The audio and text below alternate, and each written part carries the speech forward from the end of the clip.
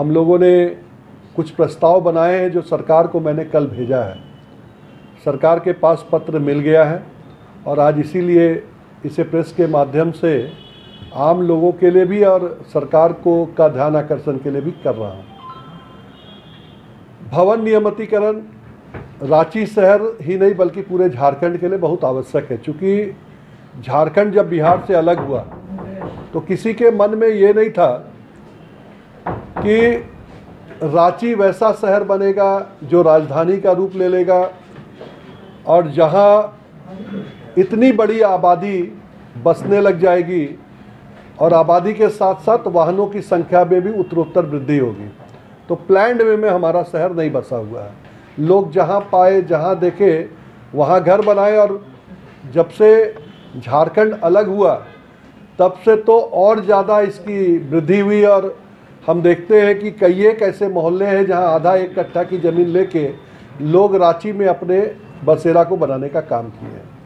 लेकिन आज जो परिस्थितियाँ बनी हैं उसमें हम लगभग ऐसे 2-2.5 लाख घर हैं उनको तोड़ नहीं सकते तो लगातार हमारे बोर्ड के माध्यम से भी, मेरे माध्यम से भी, हमारे जितने पार्षद हैं उनके माध्यम से भी, राज्य सरकार चाहे जिसकी भी रही हो, हम लोगों ने हमेशा प्रस्ताव भेजा कि जो भवन बने हैं उनको नियमित किया जाए।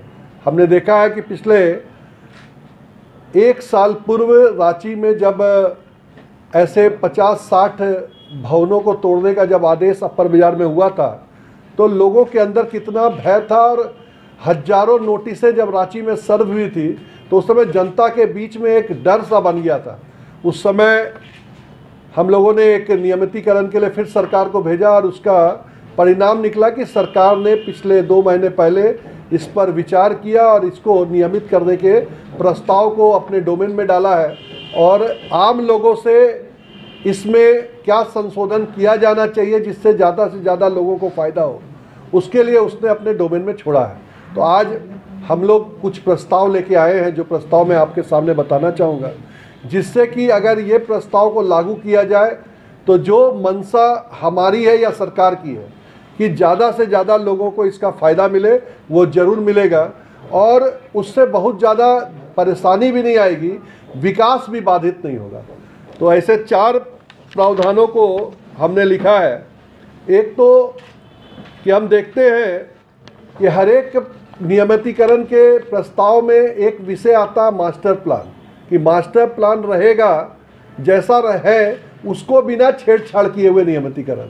अब मास्टर प्लान अभी बनाए, घर बन गया पहले, तो अगर हम उसको फॉलो करेंगे तो आज के दिन 50% से ज़्यादा भवन पास ही नहीं होंगे।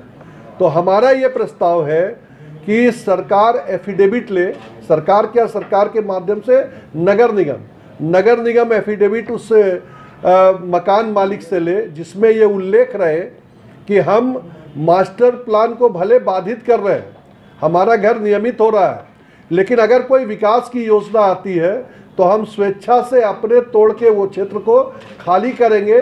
जब तक विकास की योजना नहीं आ रही है तब तक उस भवन को नियमित करना चाहिए।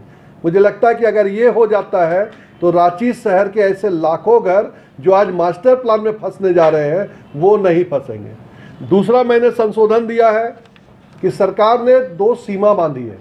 एक 5000 स्क्वायर फीट तक के भूखंड पे बने हुए मकानों को और 15 मीटर हाइट वाले मकानों को ही सरकार इसको नियमित करने की योजना बना रही है। तो उसमें भी एक संशोधन है कि ऊंचाई को आप रख सकते हैं लेकिन क्षेत्रफल 5000 हो या 15000 हो उसको नहीं बांधना चाहिए, इसलिए कि अगर 3000 स्क्वायर फीट के 4-5 मकान एक साथ बने हुए हैं तो हम 15000 स्क्वायर फीट एक साथ नियमित कर दे रहे हैं, लेकिन एक अगर भूखंड उस तरह का बना हुआ तो नहीं कर पा रहे हैं। तो मुझे लगता है कहीं ना कहीं व्यवहारिक दृष्टिकोण से ये प्रैक्टिकल नहीं है।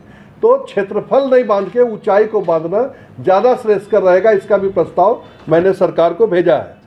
साथ ही साथ सरकार ने लिखा है कि 2019 से पूर्व के बने हुए मकानों पर ही एक संशोधन लागू होगा।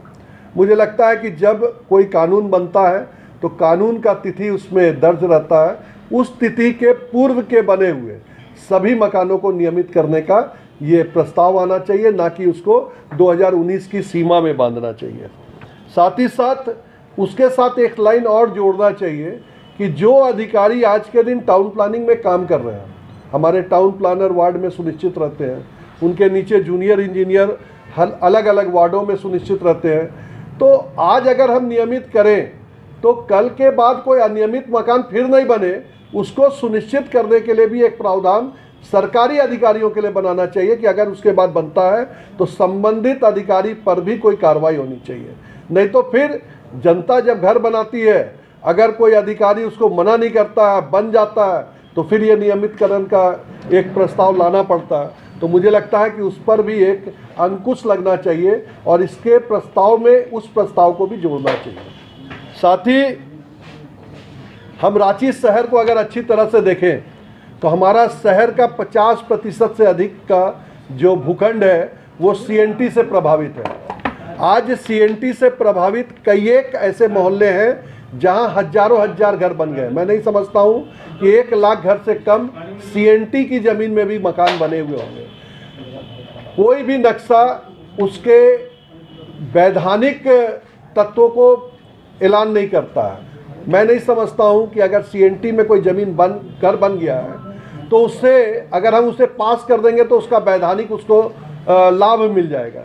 तो उसमें एक क्लॉज देते हुए कि नक्शा स्वीकृति उसके मालिकाना हक को नहीं दर्शाता है, उन भवनों को भी नियमित करने का एक प्रस्ताव सरकार के माध्यम से आना चाहिए, जिससे कि लाखों घर जो ऐसे ज़मीन पे बने हैं वो भी नियमित अच्छे ढंग से हो जाए और हम जो फुल प्रूफ प्रोग्राम लाना चाहते हैं वो फुली सब लोगों के लिए फ़ायदेमंद हो।